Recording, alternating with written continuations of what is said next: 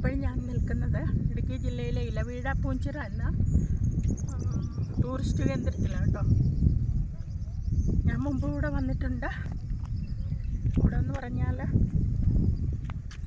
ഒരുപാട് ടൂറിസ്റ്റുകൾ വരുന്ന ഒരു കേന്ദ്രമാണിത്. ഏതാണ്ട് എനിക്ക് തോന്നുന്നു 3000-ലധികം അടി ഉയരത്തിൽ സ്ഥിതി ചെയ്യുന്ന ഒരു ടൂറിസ്റ്റ് കേന്ദ്രമാണ്.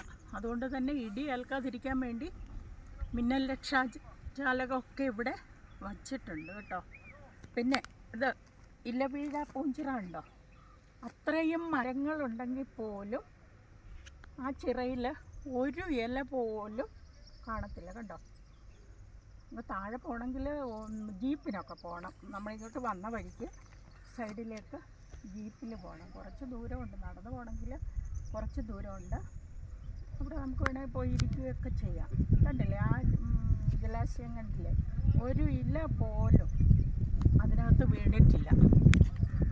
അത്രയ്ക്ക് തെളിഞ്ഞ ജലമാണത്. ഇവിടെ എന്ന് പറഞ്ഞാൽ ടൂറിസ്റ്റ് കേന്ദ്രമേ ഉള്ളൂ, അല്ലാതെ ആൾക്കാരുടെ ഇവിടെ ജനവാസ കേന്ദ്രമൊന്നുമല്ല. പിന്നെ കുറച്ച് കടകളൊക്കെ ഉണ്ട് ഇവിടെ. പിന്നെ അവിടെ ഇവിടെ 1-2 തെങ്ങുകളൊക്കെ നിൽക്കുന്നു. ഇവിടുത്തെ ഓരോ പാറകൾ കണ്ടാൽ ഓരോ ആകൃതിയാണ്. കണ്ടാൽ നമുക്ക് അത്ഭുതം തോന്നും. നമ്മൾ കൊത്തി വച്ചിരിക്കുന്ന പോലുള്ള പാറയുടെ ആകൃതി കണ്ടാൽ അതിശയിച്ചു പോകും നമ്മൾ.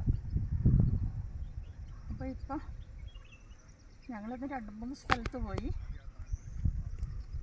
ഇടുക്കി ജില്ലയാണ് എല്ലാം പോയത്. നിങ്ങൾക്കും ഇവിടെ വരാമെങ്കിൽ ഇവിടുത്തെ കാഴ്ചകളൊക്കെ ആസ്വദിക്കാം.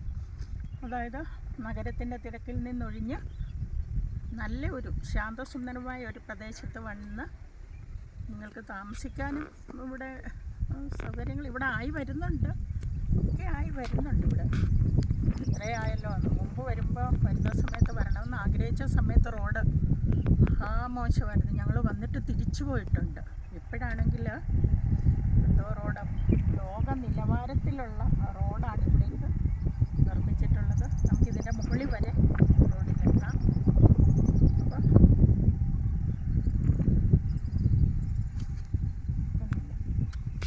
ശരിക്കും ഇടുക്കി ജില്ലയിൽ വന്നതിൽ ഈ മലപ്രദേശങ്ങളും അവിടുത്തെ ടൂറിസ്റ്റ് കേന്ദ്രങ്ങളും ഒക്കെ നമുക്ക്, അതുപോലെ തേക്കടിയുണ്ട്.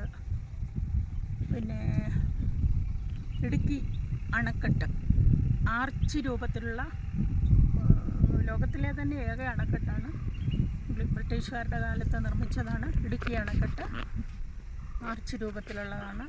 അതൊക്കെ ഇടുക്കി ജില്ലയിലാണ്. ഒരുപാട് കാഴ്ചകൾ ഇടുക്കി ജില്ലയിലുണ്ട്. നമുക്ക് വന്നാൽ സ്റ്റേ ചെയ്യാനുള്ള സൗകര്യങ്ങളുള്ള കേന്ദ്രങ്ങളും ഉണ്ട്. അപ്പം നിങ്ങളെല്ലാവരും കാണാത്തവർ ഇവിടുത്തെയൊക്കെ കാഴ്ചകൾ വന്ന് കാണുക കേട്ടോ. ഓക്കെ. ഇലവീഴ പൂഞ്ചിറ എന്ന് പറഞ്ഞാൽ കോട്ടയത്ത് നിന്ന് ഏതാണ്ട് 60 കിലോമീറ്റർ അകലെയായിട്ടാണ് സ്ഥിതി ചെയ്യുന്നത്. സമുദ്രനിരപ്പിൽ നിന്ന് ഏതാണ്ട് 3200 അടി ഉയരത്തിൽ സ്ഥിതി ചെയ്യുന്ന ഒരു പ്രദേശമായതുകൊണ്ട് തന്നെ ഇടിമിന്നൽ ഏൽക്കാനുള്ള സാധ്യത ഉള്ളതുകൊണ്ട് ഇവിടെ മിന്നൽ രക്ഷാജാലങ്ങൾ സ്ഥാപിച്ചിട്ടുണ്ട്.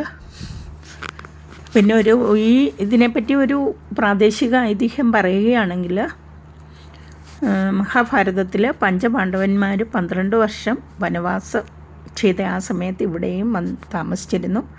അപ്പോൾ ദ്രൗപദി ഈ കുളത്തിൽ കുളിക്കാനിറങ്ങി.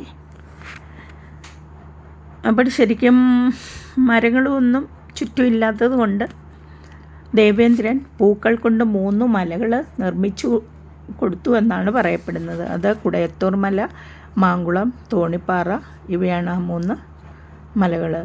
ഈ ഇലവീഴ പൂഞ്ചിറ നിർമ്മിച്ചത് ഭീമൻ ആണെന്നാണ് ഐതിഹ്യം. എന്തായാലും നിങ്ങളെല്ലാവരും ഈ വെക്കേഷൻ കാലത്ത് കുട്ടികളെയും ഫാമിലിയെയും കൂട്ടി ഇവിടെ സന്ദർശിക്കുക. ഇടുക്കി ജില്ലയിൽ ധാരാളം കാഴ്ചകൾ കാണാനായിട്ട് നമ്മളെ കാത്ത് ഇരിക്കുന്നുണ്ട്.